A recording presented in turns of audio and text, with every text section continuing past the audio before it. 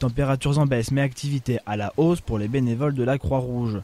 Le niveau 2 du plan hivernal a été déclenché en Seine-et-Marne dès mardi par le préfet. Conséquence principale, des places d'hébergement supplémentaires pour les sans-abri, comme à Chelles où un local de 20 places a ouvert ses portes.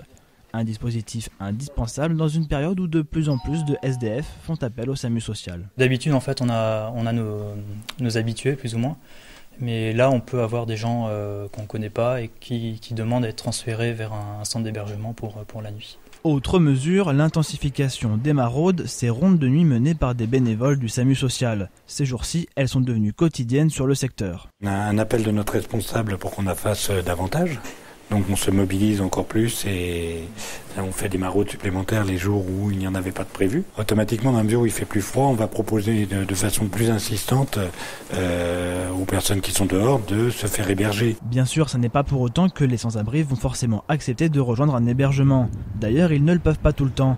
Alors que l'État a appelé à ce que chaque SDF qui en fasse la demande bénéficie d'une place d'accueil, au mois de janvier, près d'un appel sur deux au 115 n'a pas abouti. En cause des lignes saturées, des centres complets et des places bien souvent réservées, pas toujours pour des personnes qui en font usage. Le 115, je le fais plus parce qu'ils n'ont jamais de place. C'est toujours complet.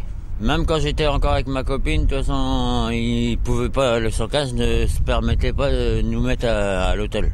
Cette nuit-là, à Ponto-Combo, Stéphane est logé par un particulier. Malheureusement, tout le monde n'a pas cette chance. Alors que les températures ont dépassé la nuit dernière les moins 7 degrés, plusieurs sans-abri ont choisi de dormir dans la rue, comme ce SDF près de la gare de Noisy-Champs. Bonne nuit, monsieur. Allez, bon courage.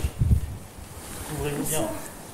Les demandes d'hébergement ne devraient toutefois pas tarder à s'intensifier. Selon les prévisions de Météo France, les températures ressenties devraient avoisiner, cette nuit encore, les moins 12 degrés.